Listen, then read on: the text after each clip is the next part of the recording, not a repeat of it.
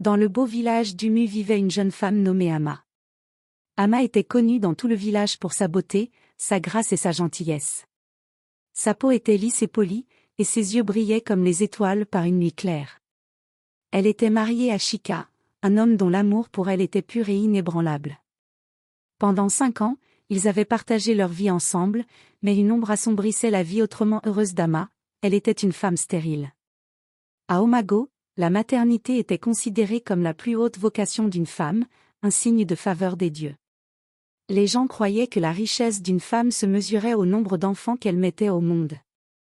Malheureusement pour Ama, cette croyance devint la source d'un tourment sans fin pour elle.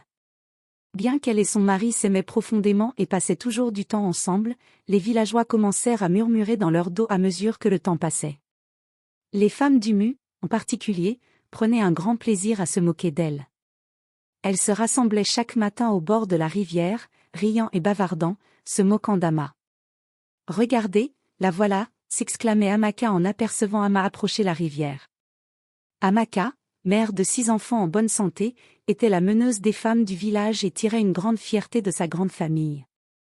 Une femme si belle, et pourtant aucun enfant pour le prouver. « Quel gâchis !» disait Amaka. Les autres riaient. « Peut-être que les dieux la punissent », ajoutait une autre femme. « À quoi sert la beauté si tu ne peux même pas enfanter ?» Ama, extérieurement forte, ressentait le poids de leurs paroles comme une lourde pierre sur son cœur. Elle gardait la tête haute en puisant son eau, feignant de ne pas entendre leurs insultes. Mais une fois rentrée chez elle, la solitude l'engloutissait. Elle désirait un enfant, quelqu'un à aimer et à tenir dans ses bras, quelqu'un qui ferait taire les moqueries des autres femmes et apporterait la paix à son cœur. Shika, toujours un mari dévoué, la réconfortait. « Ne les écoute pas, mon amour », lui disait-il en la serrant tout contre lui. « Tu es plus que suffisante pour moi. Les enfants viendront quand les dieux le voudront. » Mais ce n'était pas seulement les femmes d'Umu qui tourmentaient Ama. La mère de Shika, Mama Shika, était une femme dure et impatiente. Elle avait de grands espoirs pour son fils, et après 5 ans de mariage sans enfant, sa frustration grandissait chaque jour. « Tu es dans cette maison depuis combien d'années maintenant ?» disait Mama Shika avec mépris. « Toujours pas d'enfants, pas de petits-enfants pour réchauffer mes vieux os. Quel genre de femme es-tu » Ama baissait la tête de honte, incapable de répondre. Elle avait prié et fait des sacrifices dans chaque sanctuaire, cherchant la faveur des dieux, mais aucun enfant n'était venu. « Si tu ne peux pas donner d'enfant à mon fils, » continuait Mama Shika, « peut-être est-il temps pour toi de partir, afin qu'il puisse épouser une autre femme qui le pourra. » Le cœur d'Ama se brisa en 1000 morceaux à chaque parole. Elle aimait profondément Shika, et l'idée de le quitter lui était insupportable. Mais que pouvait-elle faire? Elle avait tout essayé, ses prières, ses sacrifices, et pourtant, son ventre restait vide.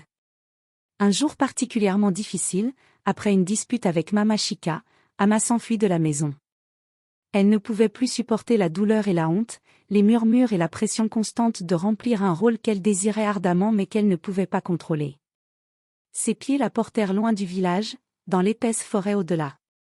Elle ne savait pas où elle allait, elle savait seulement qu'elle devait fuir.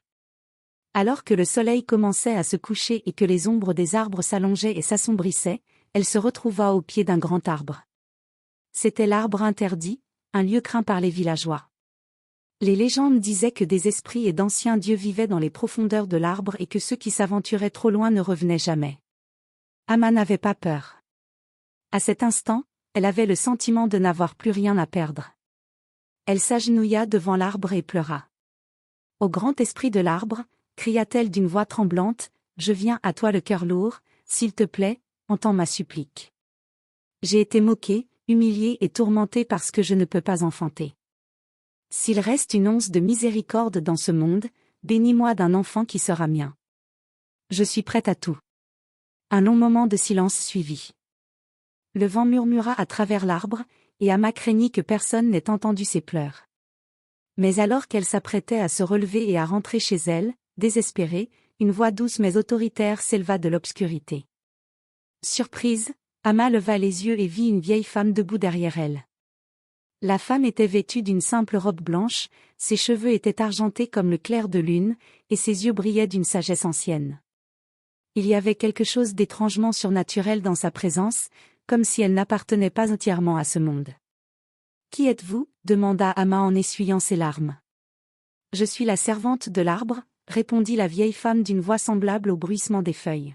« Pourquoi pleures-tu si amèrement, mon enfant ?»« Je pleure parce que je ne peux pas avoir d'enfant, » expliqua Amma. « Et sans enfant, je ne suis rien dans mon village. Ma belle-mère me méprise et les femmes me raillent. Je donnerais tout pour être bénie d'un enfant. » La vieille femme la contempla d'un regard rempli de sagesse. « Tu parles des enfants comme s'ils étaient la seule mesure de ta valeur. Mais il y a plus dans la vie que le don de la maternité, ô lama. Ne vois-tu pas la beauté et la bonté qui sont en toi ?» Elle marqua une pause, puis ajouta. « Je comprends cependant ta douleur. Le chemin à venir ne sera pas facile, mais si tu es réellement prête à tout, alors je vais te montrer une voie. » Le cœur d'Amma s'emballa d'espoir. « Je ferai tout, » dit-elle avec ferveur. Amma se leva et suivit le chemin. La forêt devenait plus sombre et plus interdite à chaque pas. Pourtant, elle avançait, poussée par l'espoir que ses prières allaient enfin être exaucées. Après ce qui sembla être une éternité, elle atteignit une petite clairière, baignée dans l'éclat argenté de la lune. La vieille femme hocha la tête et pointa un sentier étroit qui menait plus profondément dans la forêt. « Suis ce chemin jusqu'au cœur de l'arbre. Là, tu trouveras un arbre comme nul autre.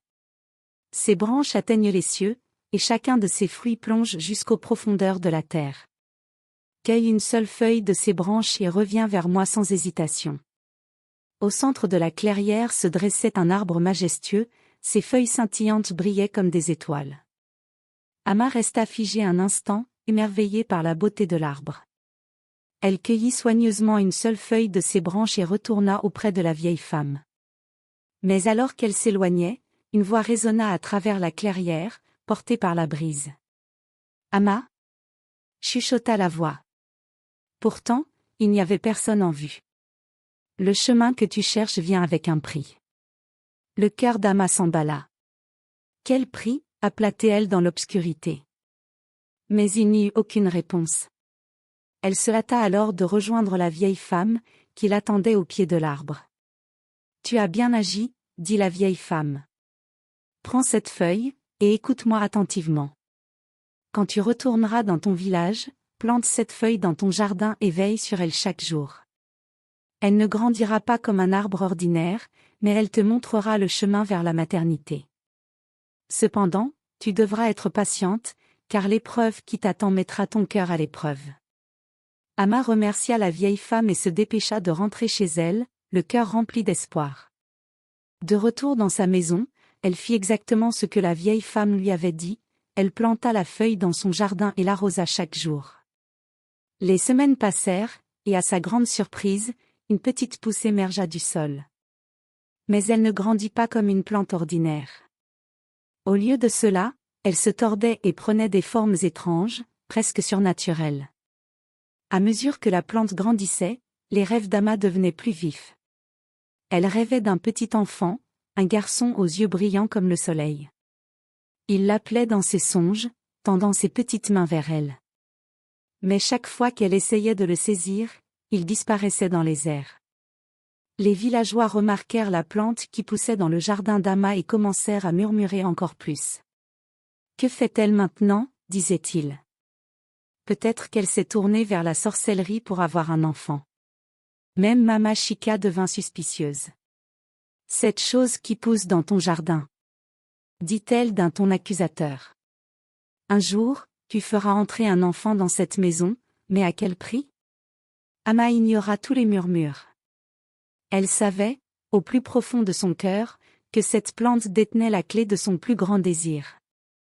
Elle continua à en prendre soin, malgré les commérages et les rumeurs qui ne cessaient de s'amplifier. Un jour, alors que la plante avait grandi, haute et robuste, quelque chose d'extraordinaire se produisit. Tandis qu'Amma s'occupait d'elle, la plante commença à briller d'une douce lumière dorée. De ses branches apparut un unique fruit, en forme d'une petite jarre dorée. Il scintillait sous la lumière du soleil, et Amma sut que c'était le moment qu'elle avait tant attendu. Avec précaution, elle cueillit le fruit et le ramena à l'intérieur. Cette nuit-là, dans son rêve, la vieille femme apparut à nouveau, debout dans une clairière baignée de clair de lune. Son expression était calme, mais sérieuse. D'une voix douce, la vieille femme dit : « Tu as bien fait de suivre le chemin avec patience. Maintenant, le fruit que tu as cueilli n'est pas un fruit ordinaire. Il contient l'essence de la vie. Mais au-delà du don d'un enfant, comme tous les présents des esprits, il vient avec des conditions. Tout don doit. Quelles sont ces conditions, sage dame ? Demanda Amma. La vieille femme s'approcha, sa voix calme mais ferme. Tu dois consommer ce fruit si tu veux porter un enfant. Mais comprends ceci, ton enfant ne sera pas comme les autres. Il sera une bénédiction, oui, mais son destin sera lié aux esprits. Tu devras l'élever avec une grande attention, car il n'appartiendra pas seulement à ce monde. Que voulez-vous dire par là ? Demanda Amma, confuse et anxieuse. Avec le temps, tu comprendras. Mais sache ceci, Amma, l'amour et la protection que tu lui offriras façonneront son destin. Si tu es prête à assumer cette responsabilité, alors mange ce fruit au lever du soleil. Sur ces mots, la vieille femme disparut, et Amma se réveilla, le cœur battant. Le fruit doré reposait sur son lit, brillant faiblement sous la lumière matinale. Elle hésita, repensant aux paroles de la vieille femme. Que signifiait être un enfant des esprits ? Lui apporterait-il du danger ? Était-elle vraiment prête à porter un tel fardeau ? Mais alors, elle se rappela toutes ces années de moquerie et de douleur, son désir profond d'avoir un enfant. Elle n'était pas venue aussi loin pour reculer maintenant. À l'aube, Amma prit le fruit dans sa main et, après une prière au Dieu, elle le mangea. Le goût n'était comme rien de ce qu'elle avait connu auparavant, sucré, mais étrange. Dès qu'elle l'avala, elle sentit une chaleur se répandre dans tout son corps, comme si le soleil lui-même s'était enraciné en elle. À cet instant, elle sut que quelque chose avait changé. Les jours passèrent, puis les semaines, et bientôt, Amma réalisa qu'elle était enceinte. Sa joie était sans limite. Elle se précipita pour annoncer la nouvelle à Chika, qui en fut fou de bonheur. Même Mama Chika, qui avait été si dure auparavant, s'adoucit en apprenant la nouvelle. Les villageois furent stupéfaits que la femme qu'ils avaient moquée pendant des années attendait enfin un enfant. Les murmures passèrent du mépris à la curiosité. Comment cela est-il arrivé ? Demandait-il. Quelle magie a-t-elle utilisée ? Mais Amma garda le secret de la vieille femme et du fruit doré pour elle-même. À mesure que son ventre s'arrondissait, ses rêves grandissaient aussi. Chaque nuit, elle rêvait de son enfant, toujours le même garçon aux yeux lumineux, riant et tendant les bras vers elle. Mais dans certains rêves, des ombres planaient autour de lui, et les paroles de la vieille femme résonnaient dans son esprit. Il n'appartiendra pas seulement à ce monde. Les mois passèrent, et enfin, le jour de l'accouchement arriva. Ce fut un travail long et difficile, mais au bout du compte, Amma mit au monde un magnifique petit garçon. Il était parfait, avec une peau aussi lisse que la sienne et des yeux qui brillaient d'une lumière surnaturelle. Ils le nommèrent Shigo. Dès sa naissance, il était évident que Shigo n'était pas un enfant ordinaire. Bébé, il pleurait rarement. Au lieu de cela, il fixait la pièce de ses grands yeux curieux, comme s'il voyait des choses que personne d'autre ne pouvait percevoir. Et en grandissant, des événements étranges commencèrent à se produire autour de lui. Un jour, alors que Shigo n'avait que quelques mois, Amma le portait à travers le village lorsqu'un vent viol se leva soudainement. Les villageois se précipitèrent pour sécuriser leur toit de chaume, mais Shigo éclata de rire et tendit ses petites mains. Aussitôt, le vent s'arrêta. Les villageois furent stupéfaits. Ils commencèrent à murmurer. Cet enfant a des pouvoirs. Il est favorisé par les esprits. À mesure que Shigo grandissait et devenait un tout petit, d'autres événements étranges se produisirent. Les fleurs éclosaient là où il rampait, et même les animaux les plus sauvages semblaient attirés par lui, comme s'ils reconnaissaient en lui quelque chose que les villageois ne pouvaient voir. Au début, Amma était émerveillée par le don de son fils. C'était tout ce qu'elle avait prié pour, et bien plus encore. Mais avec le temps, l'inquiétude s'installa. L'avertissement de la vieille femme pesait lourdement sur son cœur. Que signifiait réellement le lien de Shigo avec les esprits? Son destin était-il vraiment entre ses mains, ou bien quelque chose de plus grand était-il à l'œuvre? Un soir, alors que Shigo avait environ 5 ans, Ama l'emmena au même endroit, au pied de l'arbre, là où elle avait rencontré la vieille femme pour la première fois. Elle avait besoin de réponses. Tandis qu'elle se tenait là, elle appela l'esprit. Grand esprit des arbres, je suis revenu. Je t'en supplie, dis-moi ce qui attend mon fils. Quelle est la signification de son don? Longtemps, il n'y eut que le silence. Le cœur d'Ama commença à sombrer. Mais alors, comme auparavant, la vieille femme apparut, sortant des ombres comme si elle l'avait attendu depuis toujours. Ses yeux étaient emplis de bienveillance lorsqu'elle parla. Tu as bien élevé ton fils. Ces dons sont une bénédiction, mais ils s'accompagnent aussi d'une grande responsabilité. Il est né de la magie des arbres, et les esprits veillent sur lui. Mais à mesure qu'il grandira, il devra choisir son propre chemin. Choisir son propre chemin, demanda Ama, confuse. Quel choix devra-t-il faire? La vieille femme sourit doucement.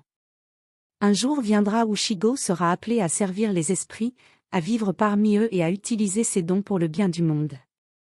Mais cette décision lui appartiendra. Tu ne pourras pas la prendre à sa place.